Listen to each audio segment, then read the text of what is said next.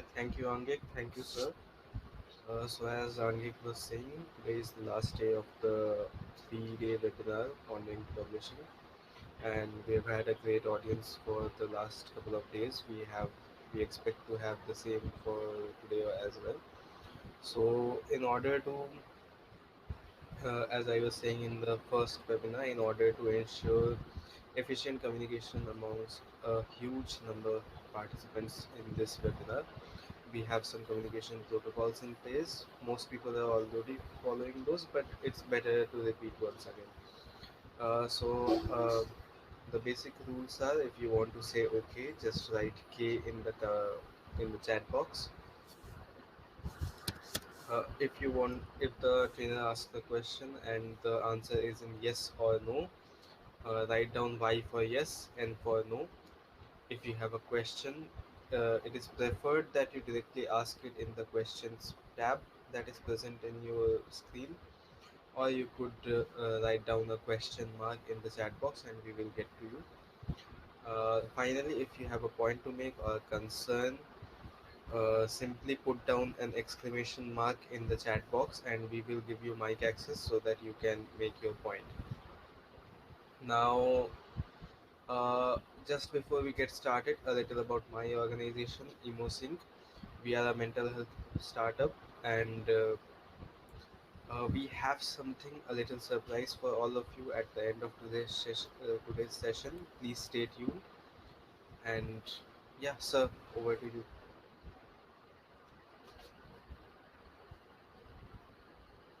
Thank you, Azhar. Um, so let us start the webinar today. Am I audible? Okay, great. So due to some transmission problem, I know that some of you had difficulties in following the webinar yesterday. So today I will start with a very brief revision of what we discussed in yesterday's webinar and then come to today's topic, that is how to script an article. So let us start from a quick revision of what we discussed yesterday.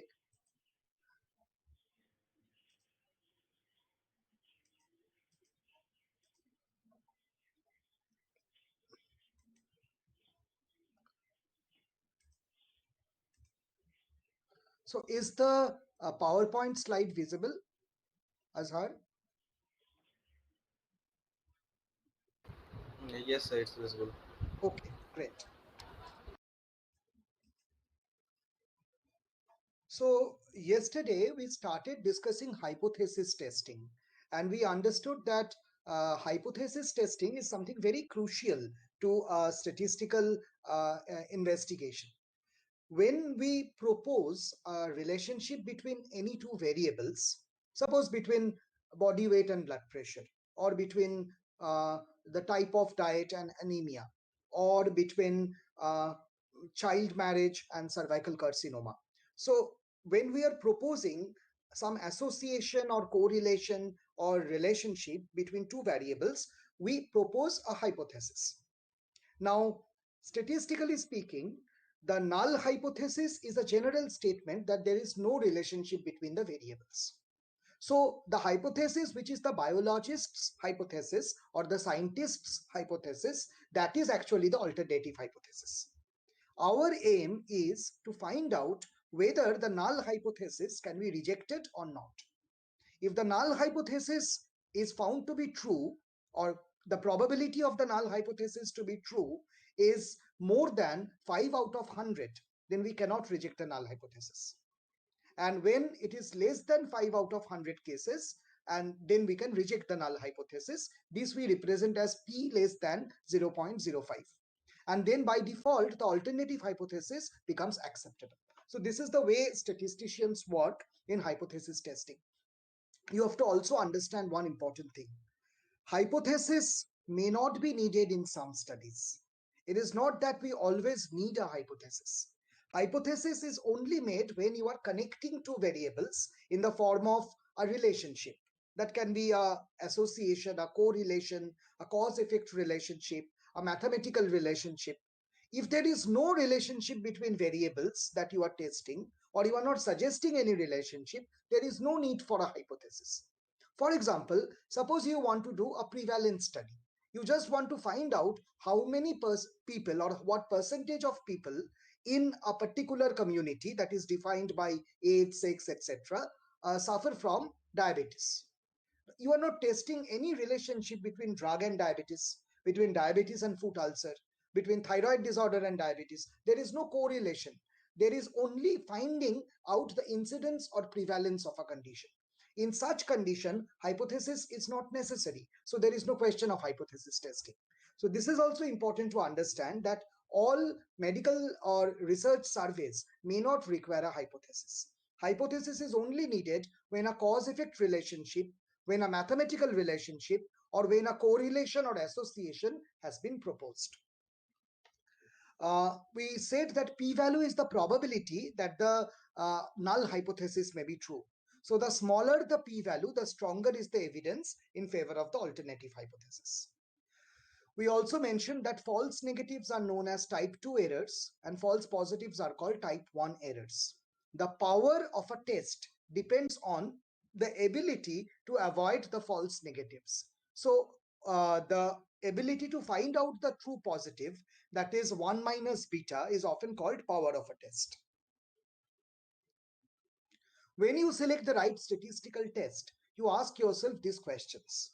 First, understand whether the data are paired or unpaired. Paired data means the data are obtained from the same population by repeated examination.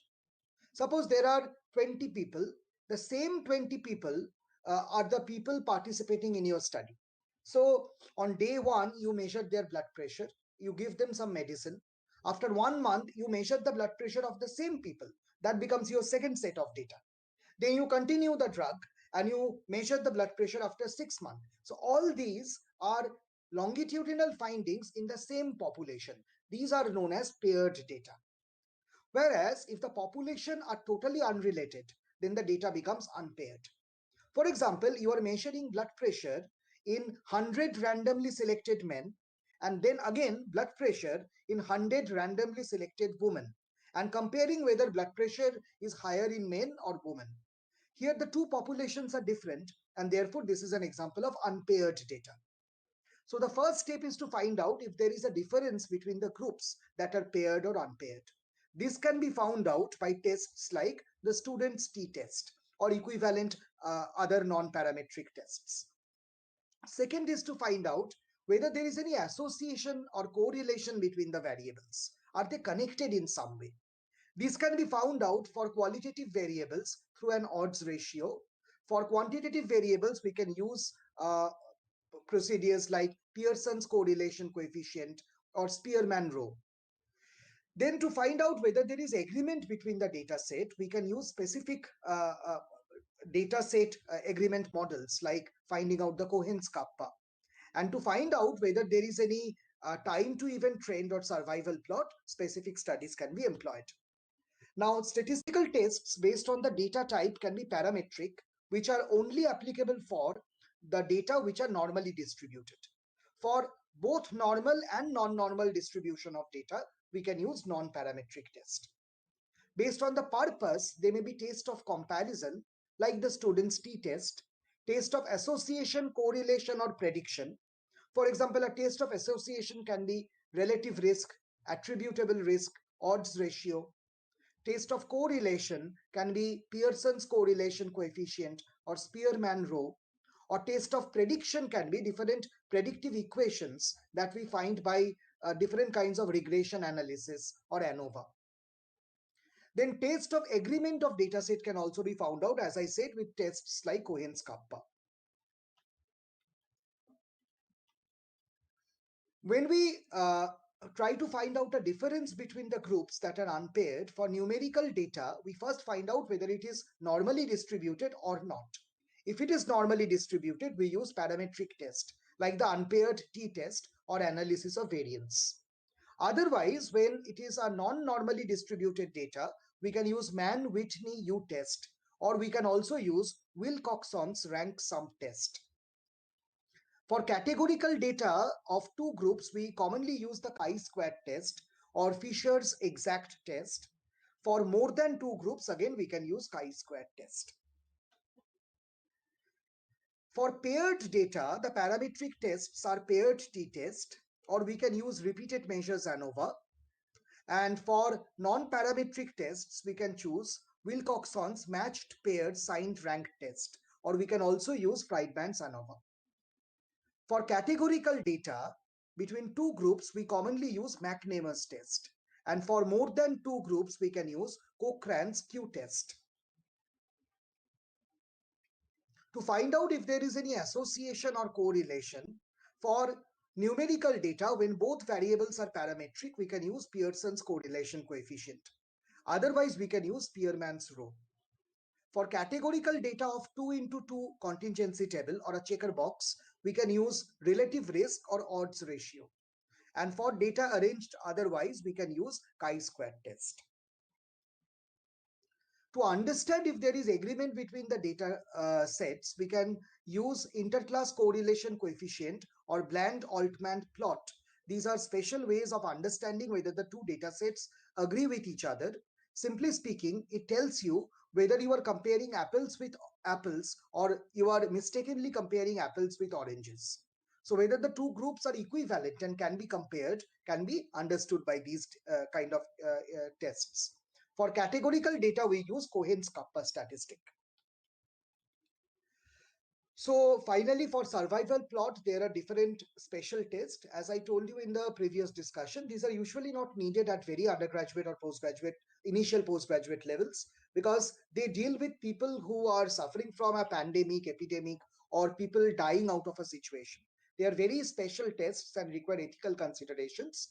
If we do such survival trend plots, then we can use for two groups tests like the Gahan's test or the Cox-Pantil test. For more than two groups, Pato and Peto's test and log rank test. This is a master chart showing how the two variables can be treated as input and output variables, and then we can choose an appropriate kind of statistical test for their analysis. So finally, when we find out the data and interpret, for hypothesis testing, we usually get a p-value. It is important that you set your p-value at a particular value of significance before you start the study. So you have to decide whether it is less than 0.05 or it is less than 0.01. And ideally, it should be done before the study has been done and not after the results are out. Then we also practiced finding out some correlations and odds ratio. Today we start with how to write a scientific article. Now, when we talk about writing a scientific article, it is important to know that scientific articles can be of different types. Each article has its own method of scripting, its own method of submission. And specific journals have their own guidelines for how to script the article. So what I am discussing today is a very general outline of the types of articles we use and the way to script them. The most common type of submission that we get is an original research or a primary research. Secondary researches usually include systematic review or meta-analysis. And we can also use clinical commentary, case report, and clinical suggestion. Now, from a very practical point of view, let me tell you, the most revered kind of article from which actual medical information can be interpreted are systematic review or meta-analysis. Original researches come usually next in rank. And out of that, the blinded case control studies are the best, followed by other kinds of randomized studies, which have good statistical probability of being more accurate. The study that is least informative statistically is a case report. Case report means you are reporting one or two particular cases of importance. It doesn't mean that case reports are invalid in the medical literature world. They are very important. Case reports are important particularly when there is a very rare disease. Suppose there is a rare condition that can be found in 1 in 10 lakh people. So you cannot get a good sum of population to study it as a sample. You will actually get one person maybe in your whole lifetime. So in that case, a case report is actually very valuable. But the problem with case report is that cause effect analysis cannot be done based on a single case report. It is like saying that one of my uncle had diabetes mellitus and he also used to sneeze a lot. So diabetes mellitus causes sneezing or sneezing causes diabetes mellitus. So such kind of spurious association or confounding variables can come in when only a small sample is studied and inferences are drawn. Case reports are best for collection of data and studying rare cases only as description. They are not fit for hypothesis testing or for giving a general consensus about the mechanism of the disease. So, because original research is what most of you will work on as undergraduate researchers under ICMR or other projects or as your postgraduate thesis, so I will discuss original research in detail today. In an original research, usually these are the points under which the article is described. So we discuss an abstract, which is the summary of the whole article, an introduction or background. Sometimes it is also called review of literature, where we discuss whatever is already known about that, and you build the platform on which you are starting to work. And then you place your research question or aims and objective. You explain in 1 or 2 lines in the question form what do you want to do. Then you describe the methodology. How did you do the study? This how did you do the study starts right from getting ethical committee permission and selecting a sample. And it can continue up to the data collection and statistical methods used. Then comes three important portions. Results. Sometimes results include statistical analysis. In some journal, they ask for a separate heading for statistical analysis. And then comes discussion, and then comes conclusion.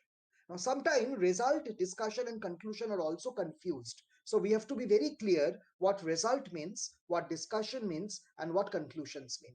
Finally comes the references or the citations. So I will go one by one to explain how each component of the scientific article can be written and what are the precautions and do's and don'ts that we should follow. In general, let us first understand before we start writing. When you submit an article, it will be read by a number of reviewers. What are the things that the reviewer looks for that makes your article acceptable? So what will make your article accepted and someone else's article rejected? The first point is the importance, timeliness, relevance, and prevalence of the problem. The journals come in fixed page numbers mostly. So they have to choose which article should get a priority. The priority is highly based on the demographics and the current scenario. To give you a very good example, if you write a good, well scripted, well researched article on COVID 19 right now, there is a high chance it will be accepted because it is highly relevant. It's a prevalent condition that the world is suffering from. They want an answer. If right now you submit an article on benign malaria and your friend writes an article on COVID 19, and if the reviewers have to choose one article from that, assuming other parameters were well written, probably the COVID 19 article will get selected and not the malaria article. It does not mean that the article was not well scripted. Understand that in for each publication or edition, the reviewers are getting about 100 articles. But maybe the capacity of the journal is to publish 20 articles. So obviously there is a competition for publication. So the one which gains the attention of the audience and the reviewer will definitely get a predisposition in getting published. Second is the quality of the writing style. That whether it is well written, very clear, straightforward, easy to follow, and logical. Understand one thing, as we say that in science, when you draw a diagram, the diagram has to be technically correct and it has to be neat, clean, and well labeled. Does not necessarily have to be artistic. An artistic diagram which is not labeled is not a good scientific diagram. So similarly, when you write, do not think that using very ornamental words and phrases will get your article selected. Because if you try to cover up the gap in the knowledge by uh, very affluent words that will actually not do in scientific article writing. There has to be good material in it. That apart, it has to be grammatically correct and also syntaxially correct. For people who are not confident in writing article, it is actually a very good practice that you get it reviewed by someone. Get it reviewed by at least two types of persons. One person who is a specialist in that subject, and one person who is good in English literature. So that way you know that the article is grammatically correct and also technically correct. This is a very important prerequisite. Luckily, some of your reviewers or guides can have both qualities together. So maybe the same person can also look for grammatical errors as well as technical errors in the article. Make sure that your writing style is good and also you are following the very basic decorum that has been proposed by the journal. The font size, the font type, the paragraphing style, whatever has been prescribed. If nothing has been prescribed, you can use Times New Roman or Calibri as a standard font, and you can use the font size 12 as a standard writing font size. Then comes the study design. So the design has to be appropriate. If there are two studies on COVID-19, and one of the study is a report of 10 patients, the other is a case control study designed between COVID pneumonia and non-COVID pneumonia, you know better which one will get accepted. A design that is statistically sound, where subjects are selected in a randomized manner, which has a good confidence interval, and therefore which has a good predictive ability to extrapolate the data to the population, that is definitely a better study than study of one or two single individuals. Then the degree to which the literature review was thoughtful, focused, and up to date. This is very important. I told you that the first part of the article is an introduction or review of literature. What does it mean? It means you are putting into context your own work. I'll give you a very simple example. Suppose you want to work on uh, blood pressure and obesity. So first you read all the articles in textbook and in medical journals, whatever has been discussed and discovered so far on blood pressure and obesity. Then you mentally summarize, okay, this is what we know. Then you define your question. What is the new thing that you want to find out? The introduction is basically a summary of what has been discovered to what you want to find. Now, the amount of discovery on any topic nowadays, be it blood pressure or obesity, will be one library of information. So, what does the background or the introduction demand from you? It demands a relevant introduction to the essay that you are writing. So, suppose if you are trying to compare obesity with hypertension, then you only review what we know about obesity and hypertension. That also will be a huge set of data. Then you decide you are going to study a population in West Bengal. Has any study been done in West Bengal? Or maybe you want to study in Maharashtra. Has any study been done locally? If there is a lack of local document, but you have some national documents, then you comment on that. That we know about the national statistics, but because India is a variegated country with so many cultures, food habits, etc., so we need local statistics for more purposeful therapy. So that way you set up a purpose for which you are writing this article. Also understand that every medical research does not have to have a clinical impact. Then that is a very wrong use of research. Research can also be a basic research. You can simply be inquisitive to know whether a particular gene mutation causes diabetes mellitus. So even if that is a simple inquisitiveness, that has to be explained in proper terms why you are going to do the study. Then comes the use of sufficiently large sample. We have already discussed how sample sizes are calculated. By the word sufficiently large, we mean that the minimum sample size was met. And it is always a good practice to include 10% above the sample size because there will be some non-response rate. So if your sample size calculation shows that you need 200 people, then it is wise to include at least 220 people in your study. If the number falls short of this, then there is a chance that the article may be rejected. So, what makes the article unacceptable? What are the common causes of rejection of an article? First is an incomplete, inappropriate, or insufficiently described statistics. So you have mentioned a lot of data, but you don't know the relevance of the data. So you have used data just for the sake of data. As I was saying, the data has to be translated into words. You should tell what the data mean to you in simple language, not only in mathematical language. If that has not been done, then what you are presenting is basically a data sheet. That is not the result. Second is over interpretation of the result. Now, this is something many people are prone to, and you should never do that. Over interpretation means you are running down a slippery slope. Suppose you have done a very simple study. You have measured the body mass index of people, you have measured their blood pressure, and you got some finding. You got a finding that with increase in body mass index, the blood pressure increases. That is your study. At most, what you can recommend is that increase in body weight may lead to increase in blood pressure. So to control blood pressure, we may encourage people to lose weight or control weight.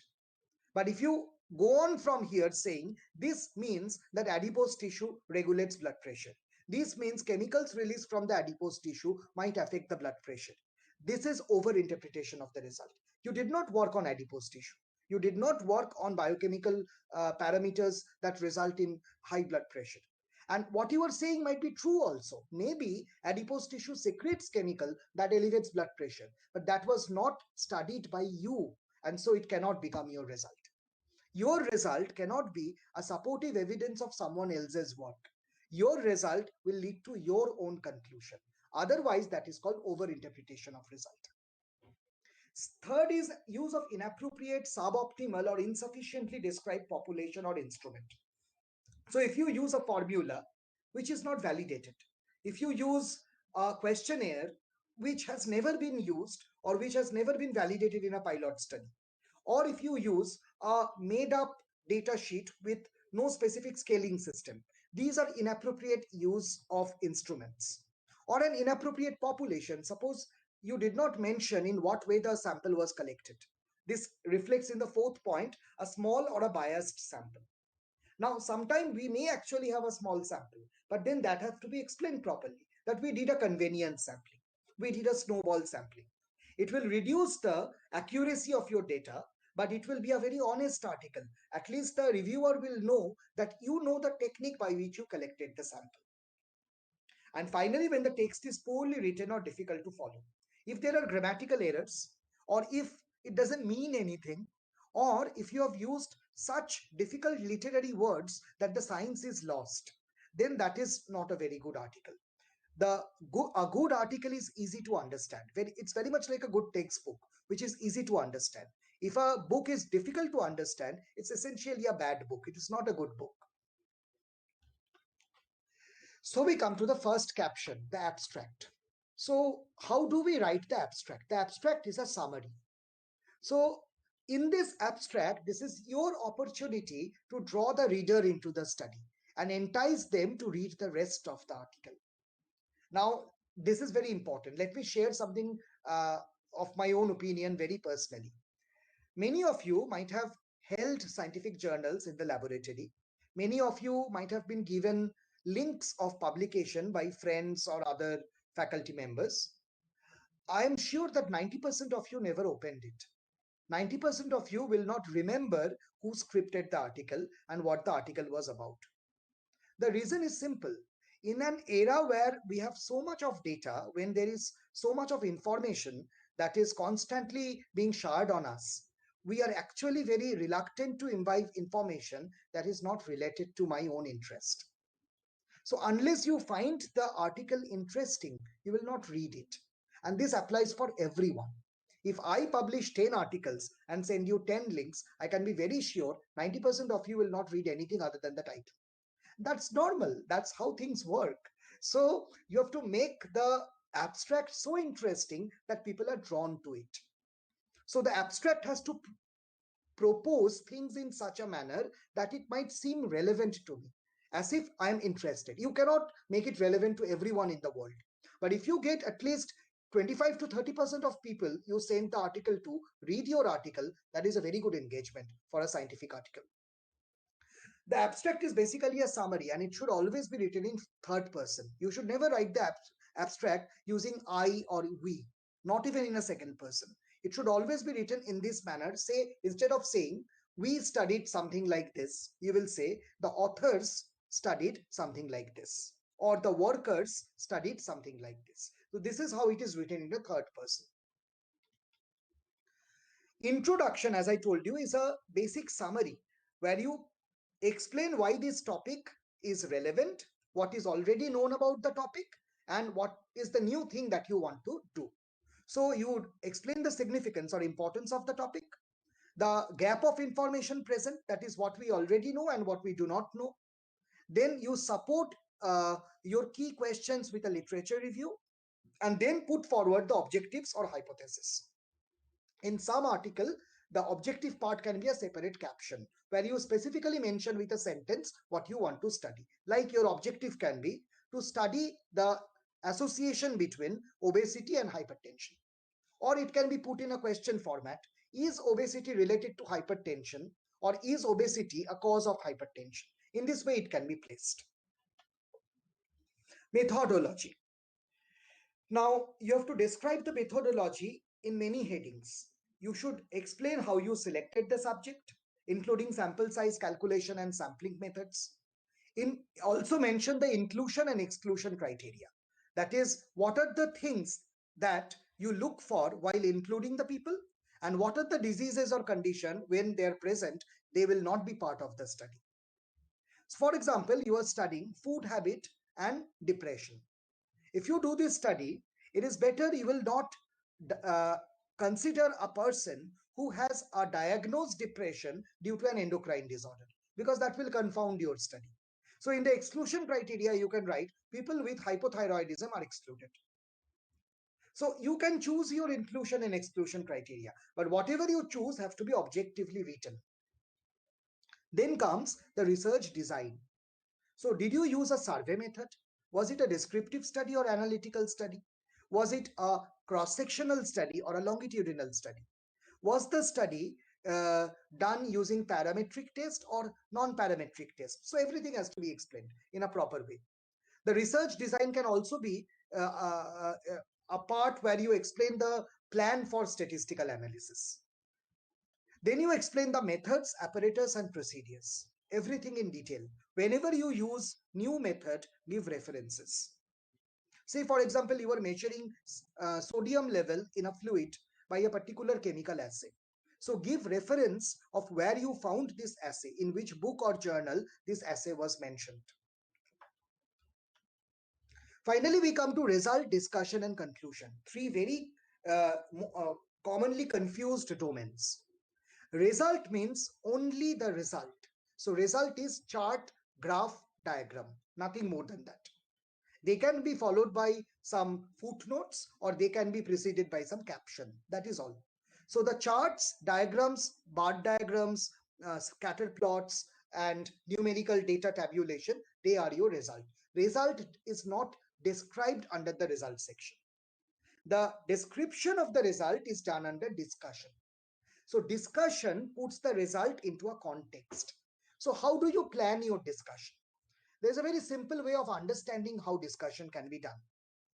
For example, uh, suppose in the introduction part, you have described what we already know about the past study on obesity and hypertension. Data from USA, data from England, data from India, data from China were mentioned. In India, you mentioned data from Delhi and Kolkata, and you said there is a lack of data in Maharashtra. That is why you want to study specifically in the population of Maharashtra. Now, with this, you propose the question whether there is an association between hypertension and obesity. Then you placed your methodology and results in tabular form. Then what do you do under discussion? In the discussion portion, you compare your result with what you wrote in the introduction. Sometime your finding will support the finding of the previous worker. Sometime your finding will oppose the findings of the previous worker. And sometime you will have a new finding altogether that was not reported by anyone. And this is how you organize the discussion. So you mention in our study, 35% of the individuals were found to be hypertensive. However, in a study proposed by XYZ et al., it was proposed that in Kolkata, the population had a prevalence of 25% hypertension. This can be a population bias or can also be specific for Maharashtra. This is your discussion. Then you say that in our study we found hypertension is more common in men than in women. Previous studies also show these data, like those published by ABCD et al. There was only one study published by someone which did not support the data. So in this way, you compare your result with other people's findings, and that is what the discussion is about. Sometimes you may get a new data. For example, in your study, you can also show that there is a drop in the high blood pressure level between age groups this and this. This has not been found in some previous studies. So if there is a new data that you found, that can be included. Then finally you come to conclusion. Again, conclusion is not only a summary of the discussion. The conclusion is a final statement. It is a answer to the research question. So you put forward the research question in 1 or 2 lines. For example, your research question was to study the association between obesity and hypertension. Your conclusion can be that obese individuals are 2 times more prone to hypertension. That is an answer. Or your conclusion can be obesity is positively correlated with blood pressure. That is a conclusion. Or the conclusion can be there is no relationship between obesity and hypertension. That is a conclusion. So the conclusion is a summative statement that summarizes your whole paper.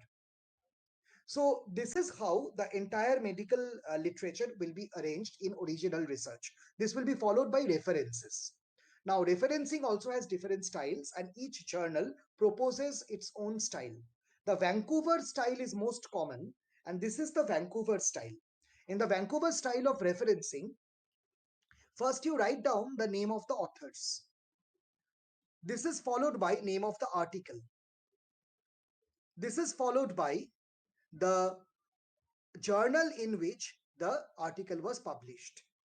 If the journal has a standard abbreviation, you can use that. If there is no standard abbreviation, write the full name of the journal. This is followed by the year of publication and a semicolon. Then you write volume of the journal, issue of the journal in bracket, and put a colon. And then you write down the page numbers in which your article can be found or other articles can be found. So 31124 means 311 to 314. It can also be written as 311-314. That is also a correct way of writing. So this is how referencing of articles is done. Referencing of textbook and website are also done in specific format. If you simply do a Google search of Vancouver style of referencing, you will get detailed guide of how to reference that. And for beginners, Vancouver style of referencing is also available directly if you search the Google Scholar website. The citation comes handy. So, in the result discussion and conclusion part, there are some do's and don'ts. As I told you before also, do not discuss extraneous ideas. Do not over interpret your ideas. Mention what you did. Do not mention what you did not do. Do not include speculative statement. For example, if you find that obesity is positively correlated with hypertension, that is your conclusion. But it is not the conclusion that obesity is the cause of the hypertension. You did not understand the biological mechanism or the plausibility. So it is not a cause study, it is an association study that you did. Third, stick to your topic. Do not overstretch your discussion. If you give a Google search in Google Scholar with obesity and hypertension, you will get at least 1000 articles, each having a different perspective. There is no need to copy and paste from all these articles. So you stick to your own topic, and within that topic, you discuss whatever you want to discuss.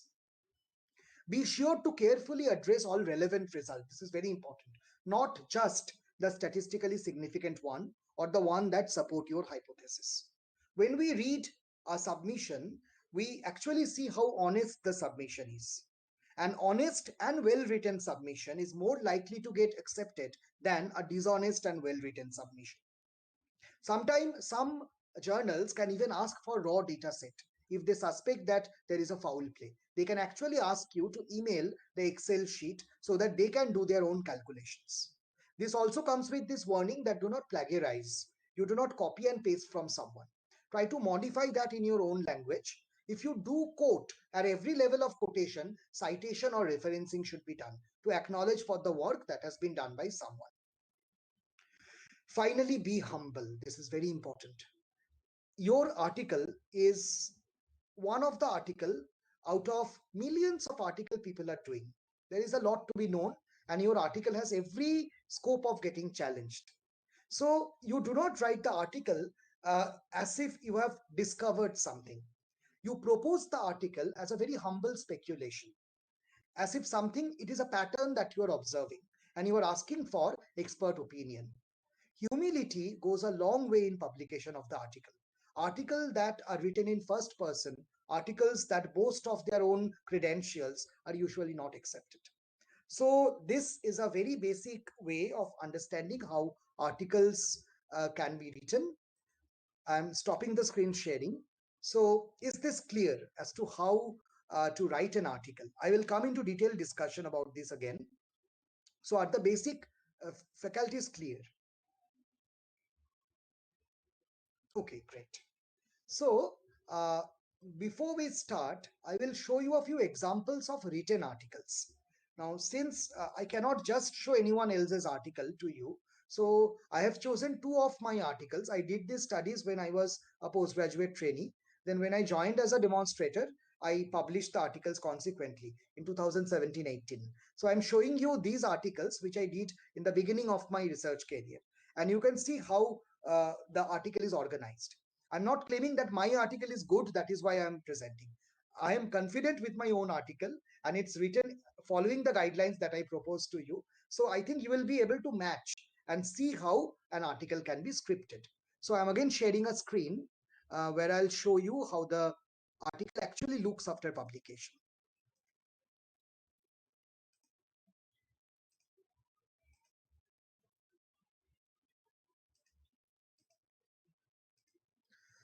So I hope you can see this PDF document. Uh, See, the article starts with a caption. The caption has to be very crisp. The caption should not be vague.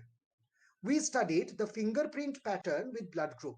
Some of my students might recollect that in my class, I requested them to volunteer to mention their blood group in my survey form and also submit their fingerprints. Uh, Now, the study was done on the dactylographic pattern, that is fingerprint and relationship with the ABO research group. Now see, the caption can be written in sentence casing. In some journals, it is also recommended that you write in all capitals. This is followed by name of the author with their corresponding association or designation. This is followed by an abstract. The abstract is a summary of the study. Abstract can be written in a formatted manner with heading, subheading, or in a single paragraph manner. Whether it should be done in formatted manner or single paragraph is also mentioned by the journal. So you have to stick to what the journal asks you. This is followed by some keywords. The keywords are like hashtags. They help in finding your article when someone is searching for the article. Then date of submission and acceptance will be written by the journal. It is not written by you because it is they who will accept. So these will be put in right place by them only. You start writing from the introduction. So under introduction, you explain the background of your study, what we already know, and you mention citations. The citations can be written under this kind of third brackets, or it can also be written in the form of superscript. Again, the style depends on which journal you are publishing it in. This is followed by aims and objectives, where you write in one line or two line what you want to study. For example, suppose I'm reading out the aims here. This study aims to determine if there is any statistically significant relationship between the blood group and fingerprint patterns in an individual, and the extent to which they can be used for medical legal identification purpose. See, I did not write something like this study aims to find out the uh, mechanism by which blood group influences the fingerprint, or the mechanism by which fingerprint influences the blood group, because I did not study that. I did not study any mechanism. So write only what you want to study. It has to be very crisp and to the point. Under material method, it is always good to write in formatted way. See, we have described the study. It was a cross-sectional, descriptive, randomized, single-blinded study. So these adjectives tell you what kind of study design you used.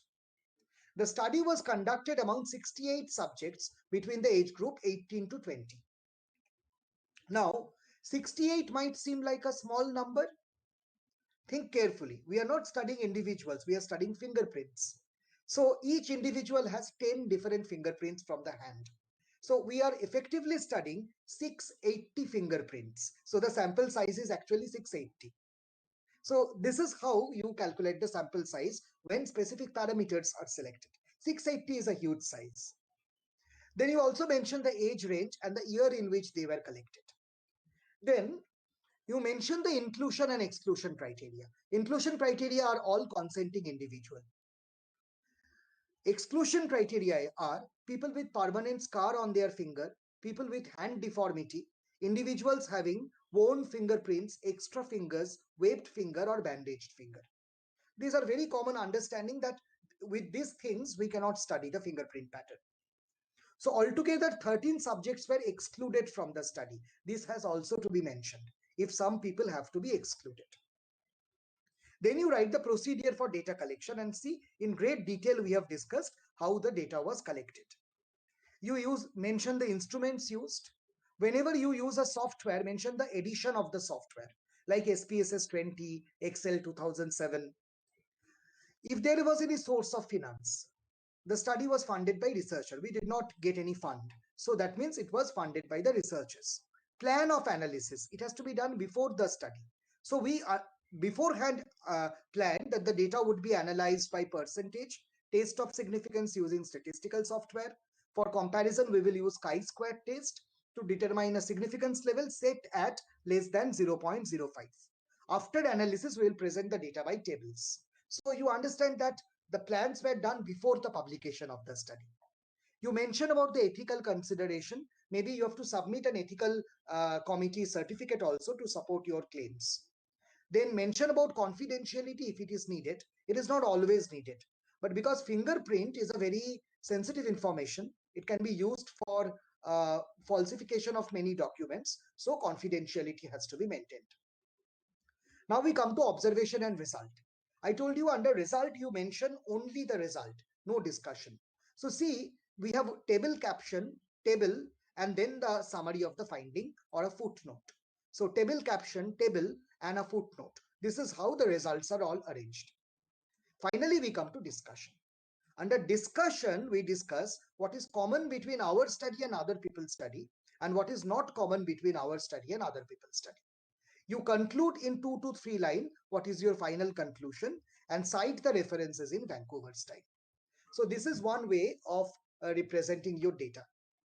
I'll show you another example of the same thing. This is a different kind of data that I use. That is why I think it may be interesting for you. This study, as you understand, was a qualitative study.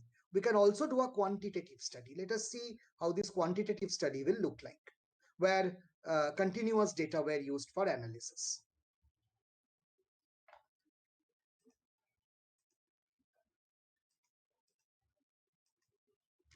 So I hope you can see the PDF page.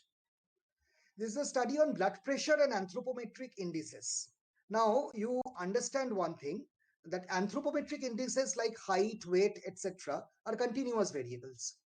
Blood pressure is measured in millimeter of mercury and it's a continuous variable.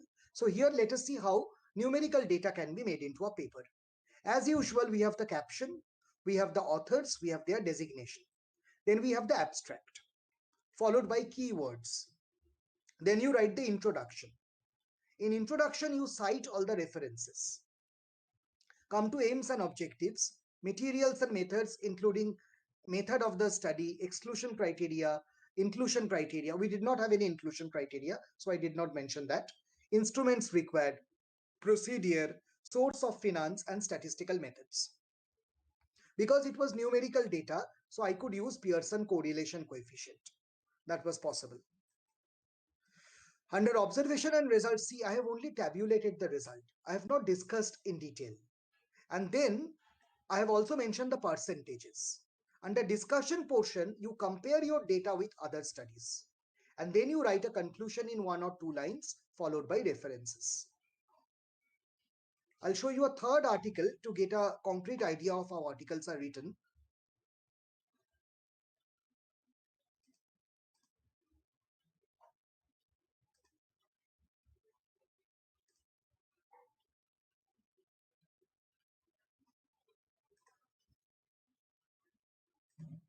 Um, just a minute.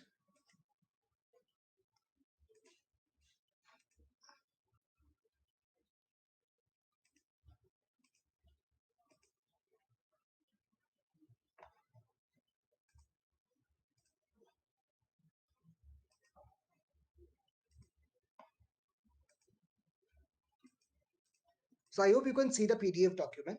It is a study on resting blood pressure and heart rate in individuals with normal and high body mass index. So you see, number of parameters are mixed here. On one hand, we have blood pressure and heart rate, which are continuous numerical variables. Then, instead of body mass index, we have classified body mass index into normal and high. Now, these become the categorical variables and not numerical variables. So, a combination of numerical and categorical variables are used here. So, let us see how we write this. We have the same preliminary format of writing: introduction, aims, objectives, materials, methods. Since we describe them into two groups with BMI less than 25 and BMI more than 25, it becomes a categorical data and not a numerical data. Use exclusion criteria, instrument, procedure, source of finance, and statistical method. See, observations have been tabulated here. Observations have been tabulated only with captions. Since this is also kind of a categorical data with numerical counterparts, we could use bar diagrams here. We could also use scatter plots for body mass index and blood pressure, because both of them could be now used as continuous data, and Pearson correlation could be calculated. When you mention the Pearson correlation, you always find the value of the R. That is important. You have to mention. You have to mention the value of R square if needed. And then with that, you calculate the value of the P. They have to be mentioned categorically. And only then you can comment on the significance of the study. Similarly, this is another scatter plot showing the Pearson correlation coefficient. You mention the value of the R, you mention the value of R square, you mention the P value, and then conclude whether your study is significant or not. This is followed by discussion and conclusion in a few words, and then references. So with this, I think you have a fair idea of how to script an article. Please write yes or no if you have understood. Then I will go to the next part of the discussion. There's a question in between. The question is, single blinded studies mean blinding of the researcher or the participant. In our case, because the participants only submitted their fingerprint in that study, so the blinding was of the researcher. So when we were doing the fingerprint analysis, we did not know their blood group. And when we knew their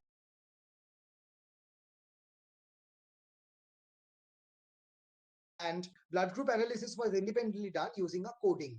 And then when final data was put into the context, then the coding was removed. We knew which data correlated with which fingerprint.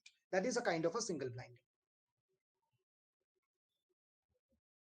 There is another question. Can you please explain the R value? R value is the slope of the Pearson correlation coefficient. As I was mentioning in the previous day, it can vary from +1 to -1. A value of R equal to 0 means no correlation. +1 means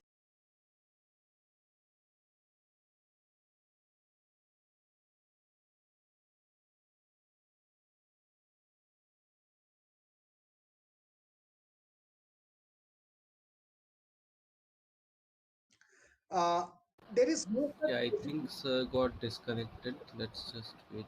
Okay, he's back. So I think you got disconnected. Please repeat what you were Okay, saying. okay.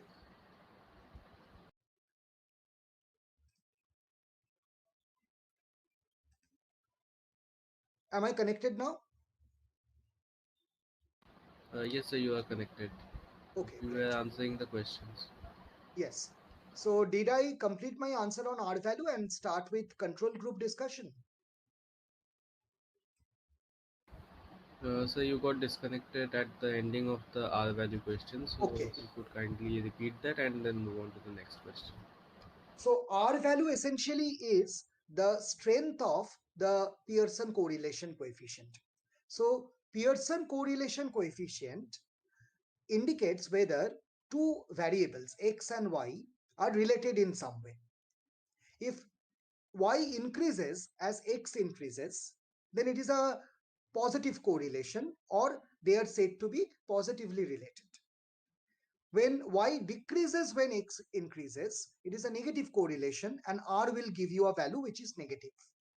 And when there is no relationship between them, then it is called r equal to 0 or no correlation at all. Then we had a question that whether a control group has a specific rule for selection. Control groups can be selected according to your own preference because each study design is unique. In general, when you choose a clinical control group, suppose you are comparing diabetic people and non-diabetic people for the risk of myocardial infarction, then it is important that other confounding variables are eliminated. That means one group will definitely have diabetes, the other group will not have diabetes. That is given. This will not match. But the other things like age, sex, number of the sample, method of sampling should match. And this matching can be tested by agreement of data by using Cohen's kappa. So I think this answers your question. Uh, so I will go back to the PowerPoint presentation where I would like to discuss something very interesting. I hope you can see the PowerPoint presentation. We were on the referencing page. So now I have a question. Can you see the question? Azhar, is it visible? Yes, sir, the question is visible. Okay. Now let me tell you what this question is about. This is not a question for you only. This is a question that I'm using for a different purpose today. I told you that we'll have a hands-on experience on how to plan a scientific research. So let's do one thing. I have nothing planned as of now because there are multiple options and you will choose which topic you want to work on. Suppose I am a co-worker of you. I want to work in your team. So let us see out of these topics, which topic is your domain of interest. So we'll start a poll, the topic which you choose, on which I will give you subsequent questions, and then we will understand which topic to work on. Then impromptu, we'll try to make a design and see if that design works for us. So we'll have a poll on which topic you want to work on. Let's see your areas of interest. Okay, so just a second. The PowerPoint is visible to me, but not visible to a lot of people. Can I So stop sharing and reshare? that would be a good thing. And for the people who are not able to see, I would request you to kindly refresh or reconnect and see if it works.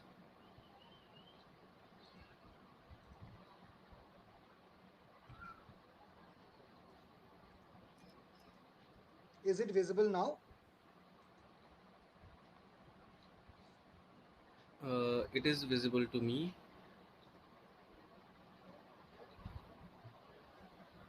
Okay, it's visible to everyone. I am starting the poll now. Okay, please start the poll. I will encourage all of you to participate in this poll so that you have also a role in leading today's discussion. Today's discussion will not be led by me. You will decide the topic and we'll try to discuss that.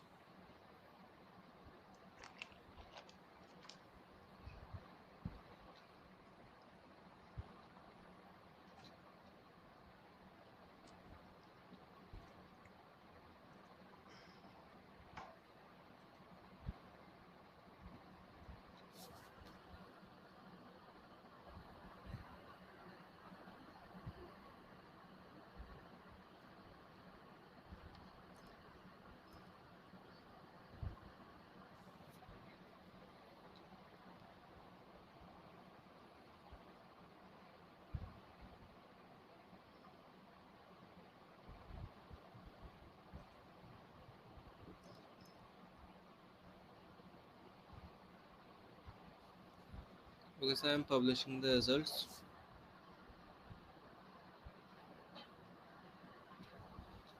The results have been published. Okay, 60 people have voted. Uh, 49% have voted for B, 31% for A, 11% for E, 6% for C, and 3% for D. So B and A are the most voted topics. Let us check what are the topics. B was psychology and mental health, and A was pathology, hematology, or histology. Okay, so let us suppose that you came up to me with a proposal that I want to work on psychology, or I want to work on hematology, or I want to work on histology. You understand that you are naming a field of research, a field of study. So that itself is not the topic of your study.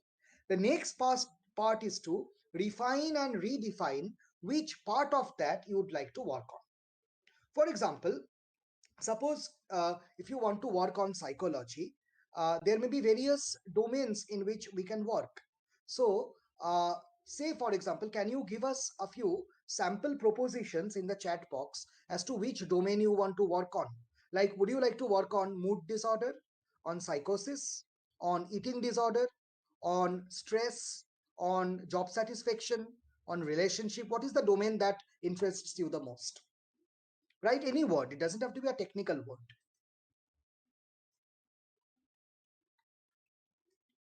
Let's see what are your perceptions about that.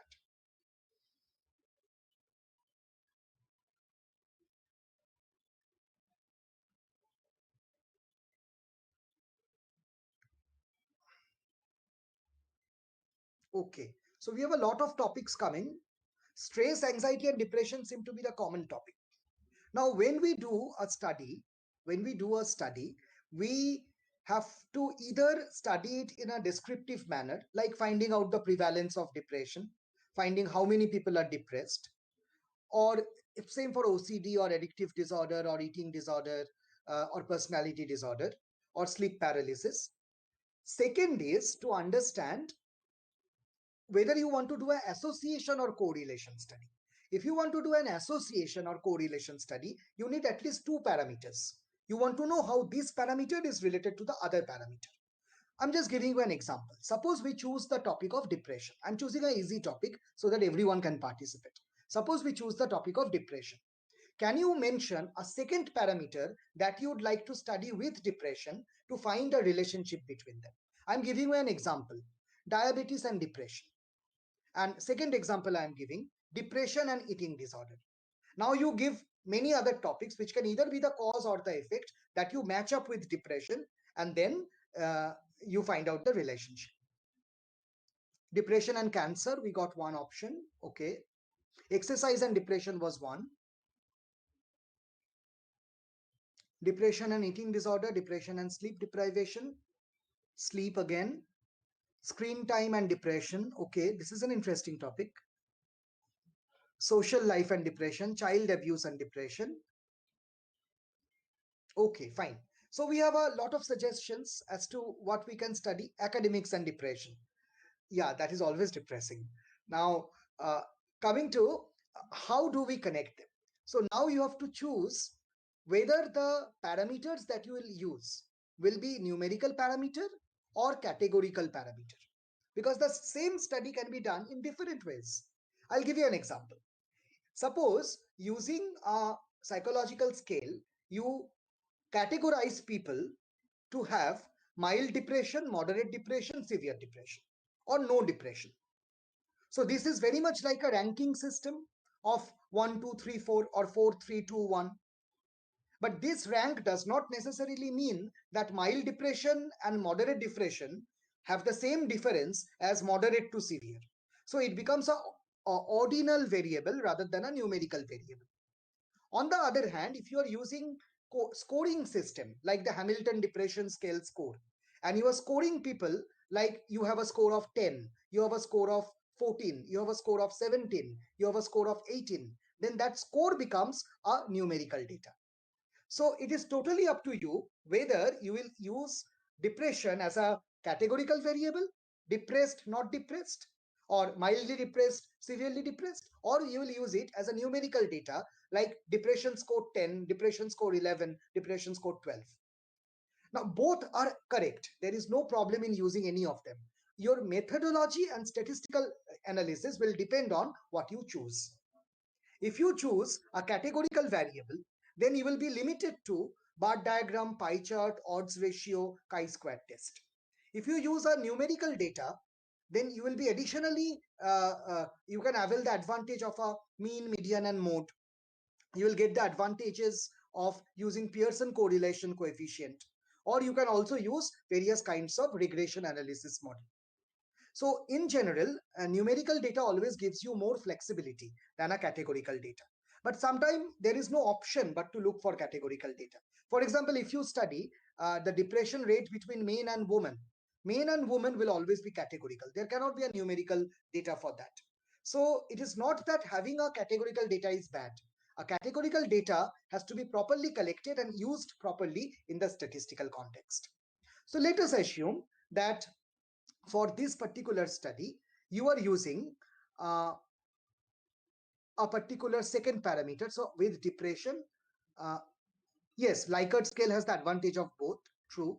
Actually, HAMD is like a Likert scale only. So it can be used in both ways. So let us suppose we choose this topic. Shoptorshi Shom has suggested the topic screen time and depression. I'm just randomly picking up this topic because it sounds different. Screen time is the amount of time that we spend on online screens like mobile apparatus, laptop, or handheld devices, and whether that is related to depression. Now you understand, whenever you use a parameter, the parameter has to be categorized or measured. So screen time again can be measured in different ways. Screen time can be measured in this way. As a categorical variable, it can be defined as people having no handheld device, people having a smartphone, people having a tablet, people having a laptop or desktop, people having two or more of the above. Here, this becomes a categorical variable. And then you can see whether depression is more or less in them.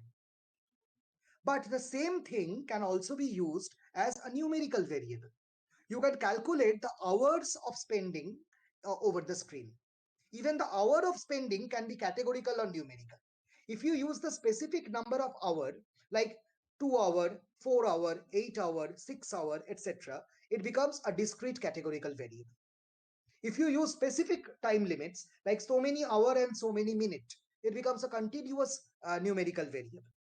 Whereas if you use a time scale like this, less than 5 hour, 5 to 10 hour, more than 10 hour, then it actually becomes a categorical variable because these are three slots in which the values fall. So you understand, again, you have the flexibility of arranging screen time as exact time, which is a continuous variable, as range of hours, which can be either a categorical variable or a discrete variable, or it can be totally omitted and you can just mention the type of device used. That totally becomes a nominal variable. So in this way also, you can use the parameters of screen time. Then when you find out their depression score, either in a categorical manner, like no depression, mild depression, moderate depression, severe depression, or a numerical manner, like depression score 10, 11, 12, 13, 14, 15, etc. That is one axis. The other array of data is screen time. That is either categorical, like the type of device used, or the slot of time used, or it can be numerical, like the exact hour of use. And then you match up the two data. What kind of analysis do you need for association correlation? Use the master chart. Numerical versus numerical, choose Pearson correlation. Categorical versus categorical, choose a chi-square test. So in this way, you make permutation combination and you understand the same study can be done in different other ways. So it is not, sometimes I hear people telling me this, that sir, I want to do a project for ICMR. I wish to do a study on, say, depression in medical student, but another friend has taken the topic. So suggest me a new topic. It's not like that. A topic is only a domain of work. The same topic can be addressed in thousands of different ways. As we say in photography, that the photograph is not just the content, then it becomes a diagram. A photographer does not draw diagram. A photography is about the perspective, how you are looking at that object. The same flower, the same pen can be looked from different angles and different meanings can be ascribed to it. A study is like that only. The same array of data, the same information can be interpreted in different ways, giving you different perspectives. You can make one paper on the type of device used and the depression rate. You can do a study on the age ranges, the type of device used, and the depression rate as a chi-square plot. You can do a study on the numerical correlation between hours of screen use and depression. But what you cannot use from this study is, you cannot know whether depression is causing overuse of the gadget or the gadget use is causing depression. Because this is a study only of correlation, not a study of causation. So we should not over interpret the data and take use of mobile as a cause of depression. It can also be the effect of depression. We do not know. So up to this, is this clear? How to plan a study? Is this clear to everyone?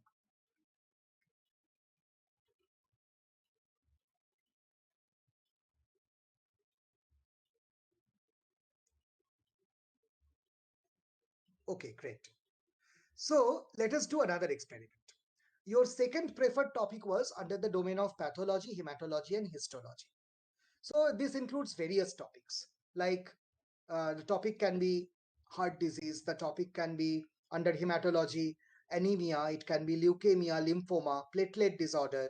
Under histology, it's basically everything of pathology. It can be surgical specimens, it can be cancers, it can be lymph node biopsy. So can you suggest a few random topics that you would like to work on? Suppose in the domain of pathology, histology, or hematology. Suggest a few topics. Let us see how we can start discussion on that.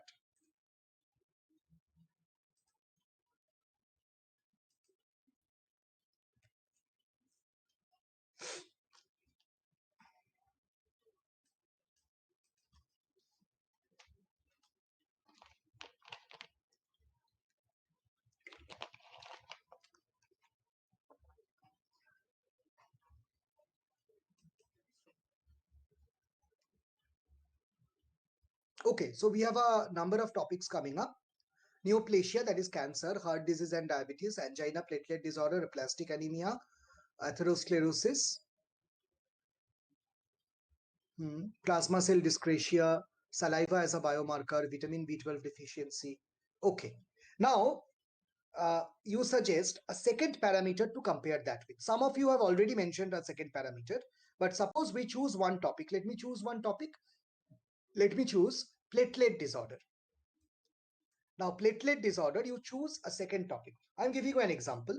Do not go into very known facts like platelet disorder and bleeding. We all know this, that platelet disorder will cause bleeding. Suppose we are trying to find out something unique, like platelet count in patients with diabetes. Or I'm giving an example, how platelet count varies after myocardial infarction. So you be creative. There is no harm in investigating because you are not proposing anything. At most, what will happen? There will be no relationship. So you think as wildly as possible, let your creativity run. So find out a pair of topic where one topic is platelet related and the other topic is anything that you want. Propose.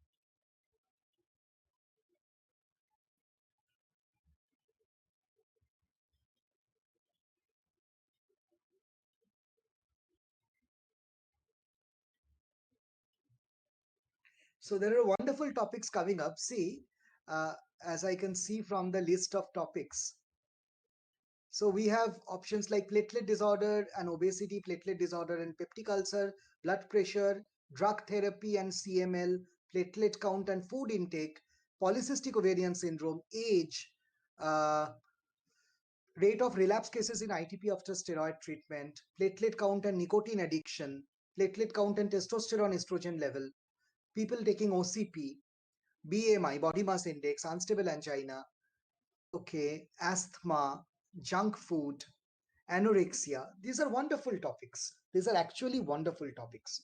So, before you start working on this, how do you know whether there is a possibility of getting something in your study? One thing is to do a review of literature. So, whatever topic you like, you do a thorough Google search, particularly search in Google Scholar and in the PubMed section where you get the PubMed indexed articles, and see whether some work has already been done on this. When some work has been done, you will have some idea of what other researchers have thought. Now, you are not going to copy their idea. This idea will give you an idea of what is already done, and so you can plan what remains to be done. That is the purpose of review of literature. That is why, whatever be your topic, read thoroughly on that. And for undergraduate students and postgraduate students who have not yet passed, my suggestion is, before even you start reading articles on a topic, people have the habit of striking the Google bar straight away. The topic on which you are working, open a standard textbook, read from the beginning and the end of the chapter. First, the textbook information has to be understood properly. If your conception on the theory of the subject is poor, just summing up finding from other researches will not lead you anywhere. You can only formulate a hypothesis when you understand the topic. So suppose if you want to work on, let me take any random topic from this list that you have given. These are all actually wonderful topics. Um, Suppose you want the topic to be platelet count and asthma, suppose. So, before reading the studies on platelet count and asthma, you can at least do a customary search in Google to see if articles are there. That's okay. But before reading those articles, the first thing you do is open up a book of medicine and pathology. Read platelet, platelet disorder, platelet count in thorough detail, in such a detail that you can write a 10-20 page article on platelet. Similarly, take another very standard textbook, read asthma in great detail. It is not necessary that the two should be linked up in your study. If it is not, then it is better because you are doing something new. Then after you have idea about platelet in general and asthma in general, now go back to the website and read what are the link ups between the two topics already done. Then you will have a perspective, you will develop a vision.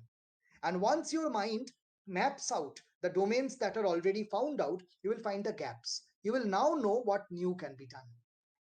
Understand that platelet and asthma is again a topic. It is not the name of the article. So you have to choose something. Suppose you choose a hypothesis that platelet count is somehow related to asthma.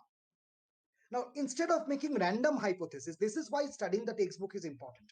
You start thinking in what way can it be related. So you think asthma is a hypersensitivity disorder. In asthma, there is bronchoconstriction. Then you remember, I read that platelet can release platelet activation factor and thromboxane, which are also bronchoconstrictors. So is it possible that during asthma, platelets rupture and they release the bronchoconstrictors? So you are actually making a biological hypothesis, not a statistical hypothesis. Because you are first a scientist, then a statistician. After you make this hypothesis, then you think, then what will happen? Does it mean that during the asthma attack, platelet count will fall? Does it mean that after the asthma attack, platelet count will remain low, or will it increase because the bone marrow will synthesize more platelet? If it increases, then the new platelet and old platelet will have some difference in their granularity, in their size. So will the mean platelet volume or their standard deviation of size or their distribution vary? So in this way, you are asking yourself question. Give specific searches in the search bar related to this. You will see some have answers, some do not have answer. That means these are the areas that are not explored. Then you think more practically about your own resource. Will you get all the equipment needed for the study? Who will help you in the study? What kind of instrument do you need? What time do you need for the study? So suppose you have 3 months to study this. You are in a medical college, you are a student, you cannot buy or borrow anything. You can only go and collect data. So you patch up with someone in the pathology department, and she gives you the platelet count, platelet diameter, and platelet distribution data that is automatically obtained from the automated counter. You just take Xerox copy or photocopies of the data and come back. For each such patient in the respiratory department, you go and find out their reports of pulmonary function test. Find out their FEV1, FVC, etc. Now you have a data set for every patient in the respiratory ward because their routine blood tests are usually done. You have their platelet data, you have their pulmonary function test data, and now you, after tabulating, instead of directly going to the statistical calculation, the first good thing is to write the data down. If it is a small amount of data, if it is big, then take a printout. Now sit with color pencils and marker. Try to find out the tendencies in the data. Do you think that whoever is male is having a higher platelet count? Mark them with a color. Do you think whoever is above 50 years of age has lower platelet count? Mark that with another color. Do you think people who have an acute attack of asthma are having a higher diameter of platelet? Mark those values. Also mark with a different color things that do not support your guess. Look at the data once again. The colors will tell you which color is dominating.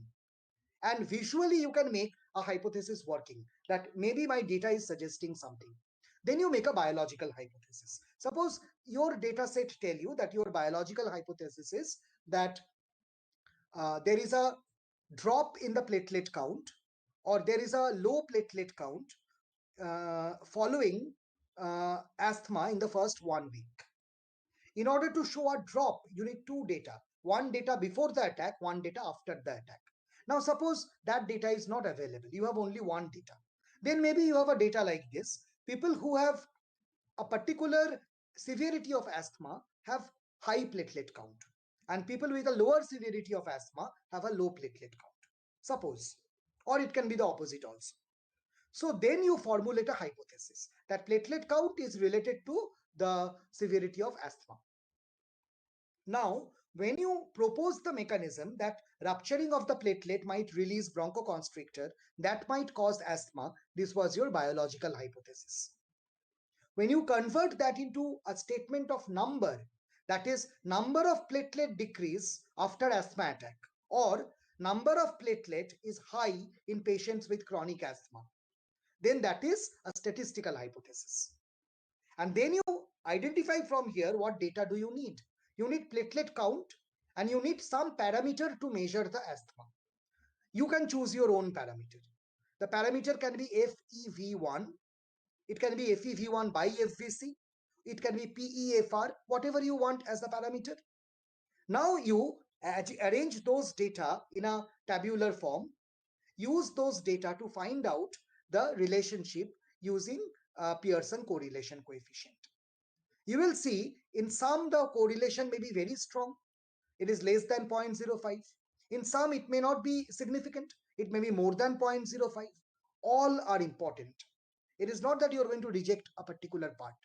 That means that yes, platelet count increases with severity of chronic asthma, suppose, but that is only correlated with FEV1 value and not with the PEFR value. This can be a very important finding. So platelet count can become a predictor of the severity of the asthma. But again, do not overestimate your data. You did not find out that high platelet count causes asthma. It is also possible that asthma causes a high platelet count that you do not know. So in this way, you can design your specific studies, you can understand your requirement and statistically analyze the data to come to a conclusion. Is this clear to all of you?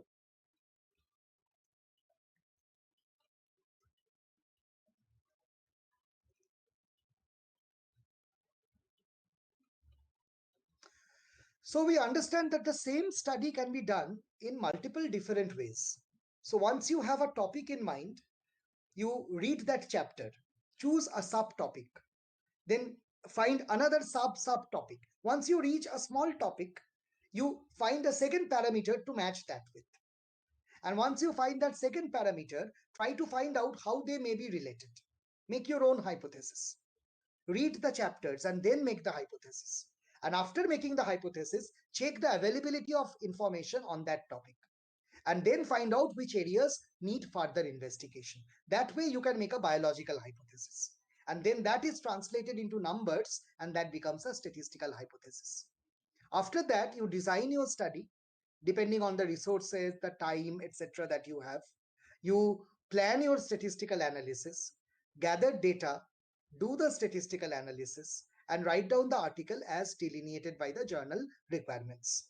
I think this will help you pretty much in understanding how uh, proper study can be planned and how you can actually become very accomplished article writers. So that is all I had to share with you. I think by now you should be an expert in writing an article.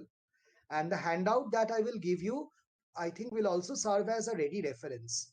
Whenever you will need some very elementary help in biostatistics, you can refer.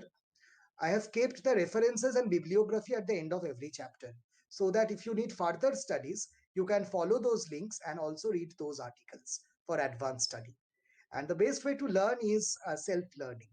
So the more you do work, the more you make mistakes, the better you will learn. So uh, do not feel guilty of making mistakes. So everyone learns through mistakes, and with mistakes you will gradually understand where things can go wrong. And I think in this connection I will mention one interesting thing. Mm, there is a very interesting correlation that is seen between knowledge and confidence level. So, have you heard of the Dunning Kruger effect? Anyone? If not, then yes, some of you have. Okay, great. So, I'll explain the Dunning Kruger effect because it's a very interesting thing you should know as a researcher and even as a student. Dunning Kruger effect can be explained in this way. I'm using the whiteboard for this. It will take about a little bit of time for the whiteboard to load. Let's see.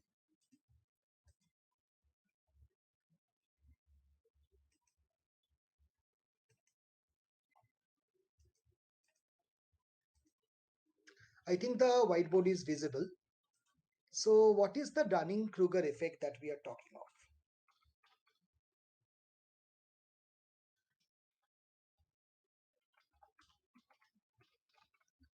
The Dunning-Kruger effect is actually a very interesting phenomenon.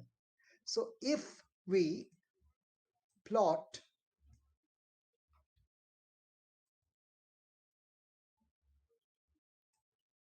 if we plot the confidence level of a person against the knowledge of the person,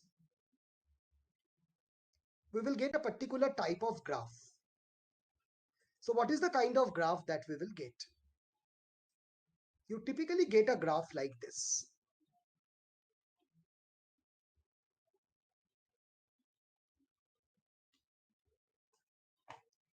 This graph is very interesting. On the x-axis, we have plotted knowledge. On the y-axis, we have plotted their confidence. So you see, as we gain more and more knowledge, as we are gaining more and more knowledge, you can see our confidence level is rising. This reaches a peak.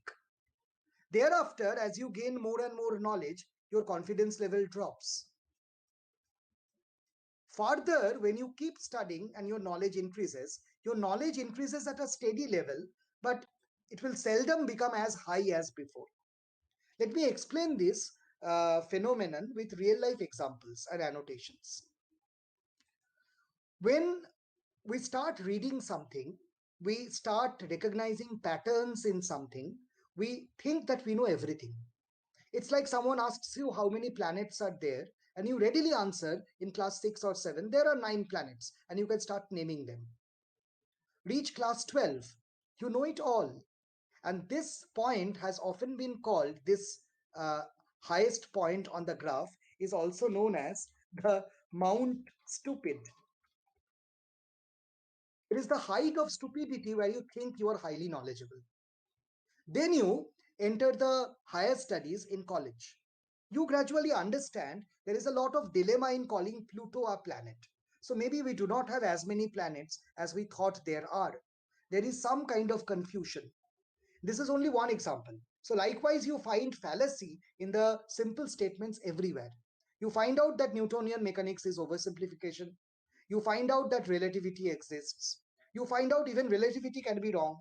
So, the more you learn, you are challenging your own knowledge. And a time comes when we ask you something, you are in a great dilemma. You cannot understand how nature operates. You think that everything is futile and it is impossible to learn everything. And that point of knowledge is sometimes known as the valley of despair. It's a valley of despair where you think nothing can be studied. I have come to the wrong profession. It is a very difficult profession. Then, gradually, with mistakes that you make and the knowledge that you gather, you gradually start gaining confidence. So now you start talking like a pro, or you start talking like a professional. You say that there is 30% chance that you may be wrong, but there is also 70% evidence that something else can be correct. So now you know that things work by probability, that truth has many faces. It's not a single face truth that the world operates on. When this philosophy works on you, when you understand that knowledge has many faces and multiple different things can be true at the same time, that normality has many dimensions, it is not a singleton model on which normality is based, then gradually you get confident in speaking. And so this is also known as the slope of enlightenment. And this will progress throughout your life as long as you are open to criticism, open to new knowledge, open to correction. So this is how basically the faculties work. So my point is that people who tend to be extreme, am I audible to all of you? Sir, am I audible? Because my mouse is not working. Yes, sir, you are audible. Okay, okay, fine. So uh, it is often a finding that people who are extremely confident and they think that they know everything are actually lying at the tip of Mount Stupid. They actually know a lot of things, but they are very elementary lot of things. They have not seen the diversity that nature presents. They are yet to be exposed to the paradoxes of nature. Those who are well learned but highly confused are probably at the valley of despair. They are struggling to learn more and make sense of the complicated pattern. And those who speak with humility, those who do not sound very confident, but they know that they know their thing, they know that they don't know certain things and will openly say, there are certain things I may not know. They may be actually walking along the slope of enlightenment. They know that nothing can be an absolute truth and everything will have its own fallacies. So, when you start working as a young researcher, it is very important that you also understand that your study is only a beginning of something and your study need not be perfect in all sense. It is extremely possible that what you did is not accurate, but it doesn't matter. That you tried will help you ultimately learn and master your subject. So that is what I wanted to tell you, that there is nothing to be ashamed of while you are doing a study which turns out to be wrong at the end. This is how we learn. So I personally think that when you do a research, do it for the sake of fun, for enlightenment. When you go to a competition on paper presentation, use that competition as a platform to learn new things, learn how other people are working, get ideas about what can be your next project. In the world we live for a very short time to be in a competition with each other. The more you keep your mind open, I think you will learn statistics better. Use statistics to understand the beauty and the complexity that the nature gives us, not only for publishing your papers. That is all I can hope for.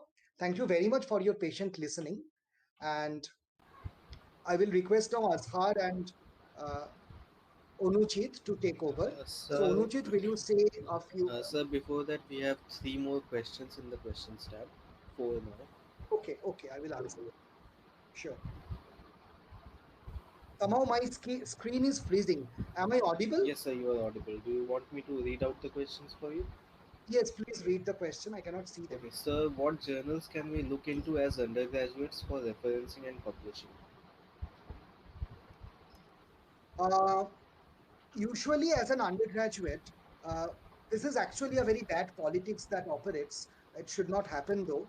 That is, you are actually not given a lot of opportunity to publish. So it is better if you publish along with someone who has already passed.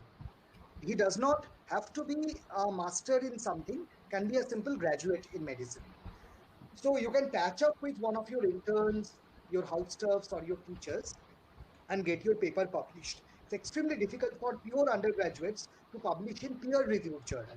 However, there are open access journals and students' journal where you can publish. You will get a list of them once you do a simple Google search. And for elementary studies, there are good journals for publication, like the journal published by JEMDS, the Journal of Evolution of Dental and Medical Sciences, the Indian Journal of Contemporary Medicine. These are good journals. I can also provide a list of them in the links that will be sent to you.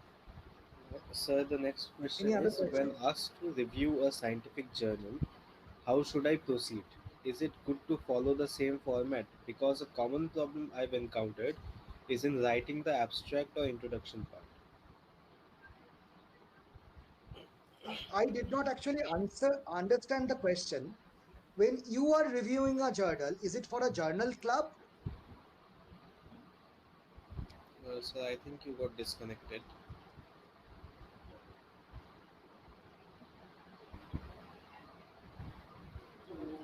In the meantime, the person who asked this question, Anushna Banerjee, can you please explain your question in a little more descriptive manner, probably in the chat box?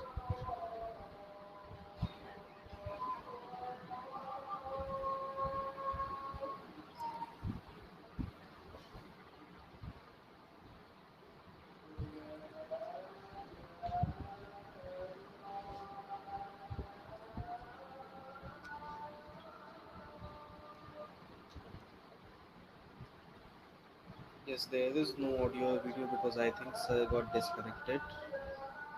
We are waiting for him to join in again. And visible again? Okay, he's back. Sir, can you hear me? Hmm, I can hear you. Okay, so the question was, when asked to review a journal, how should I proceed? Is it good to follow the same format? Because a common problem I've encountered is in writing the abstract and introduction part. Mm, Now, review a scientific journal, I do not really understand what you mean by this. If you mean a journal club presentation in your college, uh, then while reviewing, you have to summarize what the authors have said. You cannot add anything. Reviewing a journal means you, in a summary, present what they have presented, and after that, you critically review where things could have been improved, where things were done good, and where things were done wrong. So, for example, suppose if in the part of introduction, someone has mentioned something very unique without referencing, that is an error. If in the part of results and analysis, someone has given information that was not studied, that is an error. Or if in the statistical analysis, someone has used categorical data, but used the categorical data as numerical data, except for the Likert items, then that is an error. So these kind of errors can be found out. Again, to maintain humility, also mention the good points about the article, where the article stands out as a good article. This is usually the method of reviewing a journal. You can follow the same steps I mentioned as to how peer reviewers review a journal. Sir, the next question is, could you please explain the impact factor of the various journals? Okay, impact factor is a way of knowing the reach out of the journal. So there is a formula for calculating the impact factor. Impact factor is very much like um, it's very much like uh, your average score, or it is very much like how many likes you got in the social media. So impact factor is calculated in a very complicated way. Basic things that affect the impact factor are how many articles are published by the journal, out of how those many articles, how many have been cited or referenced by other journals. So the more number of reference per article is one indicator of the impact factor. Journals with good impact factor usually have impact factor between 2 to 4 for common student use or postgraduate use. Very esteemed journals will have impact factor around 10 or even 20. So I'm talking of journals like Lancet or Nature. So impact factor is kind of a categorization of superiority of a journal. Sir, could we please have a presentation about how to choose a good journal to submit to? There is no such way, and actually this is very difficult to be done on an online platform because that will also one way of recommending something. Now there are a few checklists that you should see when you try to look for a journal. First, look for the topic that they cater to, whether it suits your purpose. Second, look for its indexing. Is it indexed in some standard indexing house? The common indexing that we follow in India are Index Scopus and Index Medicus. Then you see whether its impact factor is good. And finally, you see whether publication there will give you some advantage, to be very practical. So you can do it for your own research interest as well. But if you are a postgraduate trainee or a student, publication only in certain type of journal gives you a point. So see whether the journal is included under the list of that scoring system. Otherwise, it will be an invalid publication. So these are the things you should look for. Okay, Angik is asking, Sir, is a false positive worthy of publication? Does it hold any significance or a failure of my intentions? Can you please repeat the Sure, question? sir. Uh, Oh, I can read okay. it now. Is a false positive worthy of publication? Does it hold any significance or failure of my intention? Now, see, one thing has to be understood properly. If you call it a false positive, that means you have identified it as positive when it is actually negative. So you will not know whether it is false positive. False positive is the error of the study. Had you already known the error, you would not have made the error. So these errors are inevitable part of the study. Hmm. So it is not that you know there is an error and you are still publishing. It's not like that.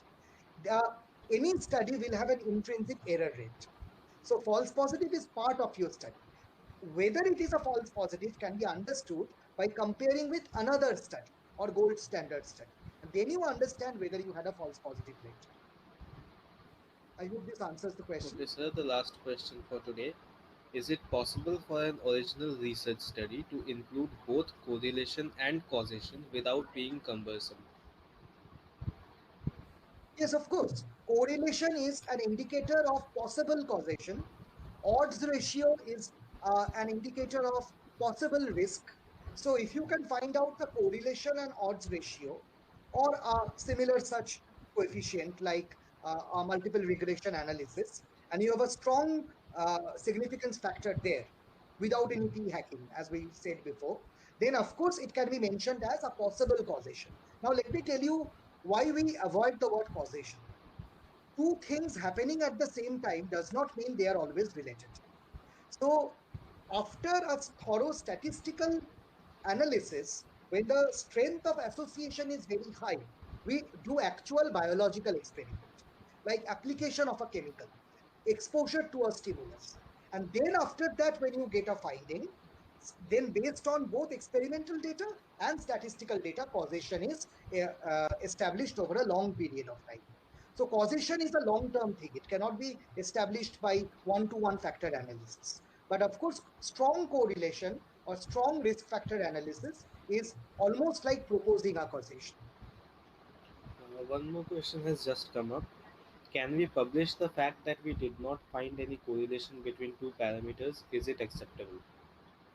Yes, it is very much acceptable, but understand one thing. Say, for example, you are suggesting something out of the box. That is what the alternative hypothesis is. Suppose we know that smoking causes lung cancer. Let us go back 50 years. We did not know smoking causes lung cancer. You will also see in the social media, there are advertisements where cigarette was popularized by the company as something that will stimulate your brain and make you a better person. So that was the branding of cigarette then. So then when we started understanding that cigarette causes lung cancer, that was a breakthrough discovery. Now in this time, if you get a finding that cigarette does not cause lung cancer, You are finding no correlation between that. That is a wonderful study. But if you propose something as bland as eating pizza does not increase the IQ, and most people will respond by saying, like, yes, of course, eating pizza does not increase your IQ. Yes, it is an important finding that eating pizza does not increase your IQ, but the novelty of the topic is missing. We as if assume that it is okay. If you could have said that eating pizza increases the IQ, that will be a breakthrough discovery. Similarly, uh, like using a particular soap will prevent cancer. That is a breakthrough discovery. But if you prove an association, like using a particular soap will not prevent cancer, that is given. Soaps do not cause or prevent cancer, probably. So, which means the cultural and demographic context plays an important role in the reviewer's expectation of whether the topic is interesting or not. As a statistician, a negative correlation or no correlation is also an equally important topic. It is important to know that two parameters are not related. But a publication is not just a statistical review, it's a literature. So the literature has to be attractive, it has to engross and mesmerize the audience, and it has to offer something that has a selling value for the journal. And all these things decide whether your article will be accepted or not. I think this also answers your question.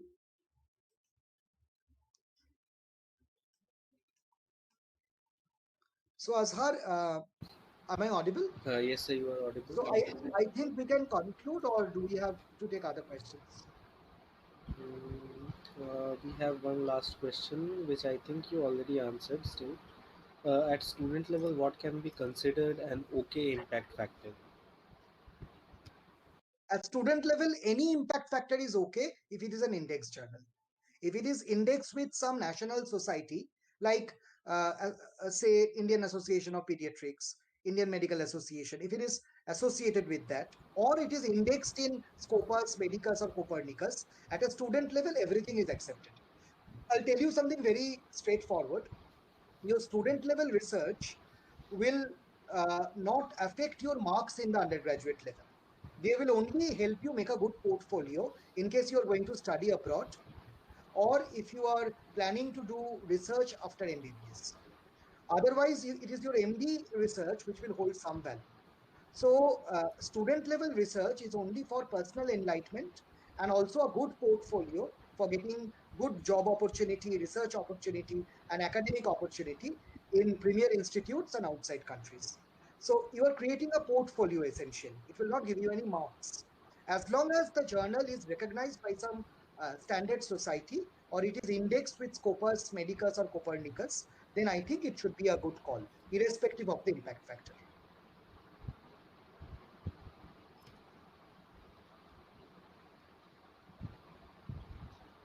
So, Azhar, I think we can conclude our session today. We are almost actually running out of time. So, I would request Onujit and Azhar to conclude the session. And Onujit, will you please say something about the organization and also as to how they can access Doctors for a Cause and get the documents? And Azhar, as a final note, if you please tell me the surprise that you had in store and share it with the others, and any other final note that you have. Hello. Okay. Am I audible? Right. So, assuming that I'm audible, I'll just quickly conclude some things. Firstly, a small vote of thanks. Firstly, to Tirthankar sir for giving us Am I his. audible? Yes, sir, you are. Okay. Yes. All right. So So, actually, I'm also, for some reason, the screen is freezing so much, I cannot transfer the session control. I'm trying to transfer the session control. Onujit, if your mic is on, you can start speaking. my mic is I'm on my way to transfer the session control to you. my mic is on. Am I Yes, audible? Onujit, you are audible. Right. So I'll just start speaking in favor of time. A small vote of thanks to everyone who's here. Firstly, to Tirthankar sir for giving us his time, his energy, and his expertise. I think a lot of people who joined in know Tirthankar sir personally and know what a brilliant academician he is. But this session was really well organized. by him, very well constructed and very well lucidly explained to everyone. So thank you, sir, very much for that. It would be remiss if I did not thank the team of Imosync, Saurav, Azhar, and Shrestha, for actually being the silent workers and the backbone of this entire structure. Everything that you see in front of you have been organized by them. We've actually played a very little role in this. So thank you, Saurav. Thank you, Azhar. Thank you, Team Imosync. Um, for for everyone who's listening in, I am pasting website links for Doctors for a Cause. Anything that we miss to mention, anything that we forget to mention, will be later updated on the page, mainly on Instagram stories, on Instagram and Facebook posts. Details of the handout will also be provided in the Instagram post. As far as Doctors for a Cause is concerned, we are a small organization of doctors and medical students. We try to do, before the lockdown, we were doing health camps and old age home visits and raising funds for different charities as well. But during the lockdown, we are working indoors. So, in case you have any ideas for the session, for any future webinar, for anything that you'd like to do, um, you're free to send us a small DM or contact us on any one of our numbers. Joining is free. You can be well aware of the causes we try to address, and you can contribute by clearly showing interest. That's it. Links are in the chat box, so you can join in at any point of time. Um, I think Tirthankar sir has left the session. Azhar, if you are there, you can take it from there. Yes, I'm here. I will hope Tirthankar sir will join back Yeah, because I need the session control for the surprise. right, absolutely. Okay, anyway, so getting back to the point, like Unajit was saying, when Doctors for a Cause approached us with this idea about this webinar series, it was a no-brainer to accept. So we just went ahead and planned this thing. We already had access to this webinar portal. We just had to configure it to the cause of doctors for a cause. So that might be a tongue twister. Okay.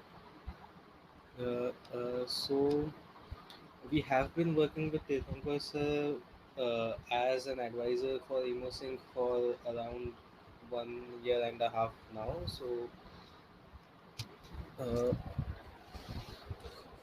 we were very accustomed with working with sir. Along with him, working with Angik and Unujit has been a great experience for us. And now coming to the surprise, many of you might already know that as Emosync, we are a mental health startup, and uh, we have been organizing webinars for the cause. The day after tomorrow, Sunday, we have a webinar of the Lockdown Blues series, Be the Change, a webinar where your opinion counts. The session will be a little different than all our conventional webinars, where we focus on more interaction with the audience rather than the host speaking most of the time. So it is a webinar where you can truly participate, and the webinar will be moderated by none other than Tirthankar sir. So I'll just give you the registration link for the webinar. If you are interested, you can join in. It's on the same platform, so it won't be a technical hassle for you. Yes, Emosync is on Instagram and on Facebook. You can follow us on both the sites. Also, Emosync has its own social media platform. I'm just giving you the link of the platform.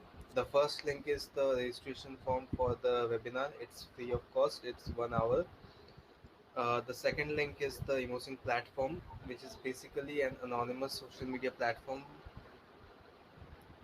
Yes, I will come to the handouts and certifications soon. Uh, So just check out the Emosync platform, and on social media, show us some love, show some love to Emosync, show some love to Doctors for a Cause, so that we can help you better in the future. The handouts are available in the handout section. Also, I'm giving you the drive link of of all three handouts, and the certificates will reach you in your email very soon. You don't need to worry about that. Here is the handout link. All three handouts can be found here.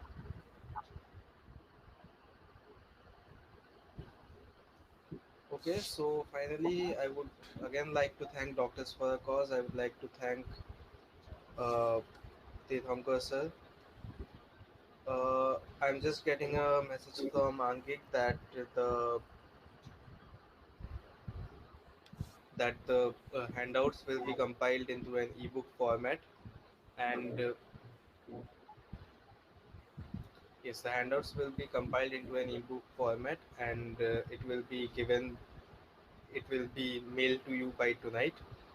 And after you leave this session, there is a small feedback form. A lot of you have been answering the feedbacks in the past 2 days, but a lot of you haven't. So I request all of you to just go through the feedback form. Just 4 questions are there. It should not take more than 2 minutes. Please give us your feedback. Your feedback is important to us. It will help us help you better. Also, there is a section in the feedback form which asks what would you like to see in the next webinar. We are open to your ideas about new webinars. So feel free to let your imaginations run.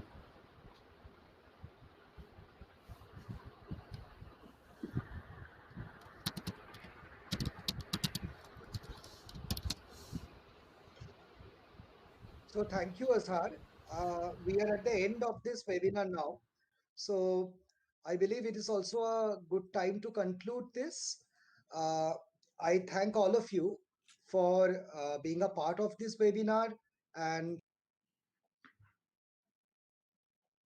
with us. I thank Hemosync and Doctors for a Cause for their wonderful cooperation.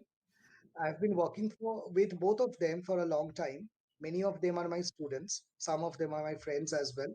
So I'm actually very comfortable working with them.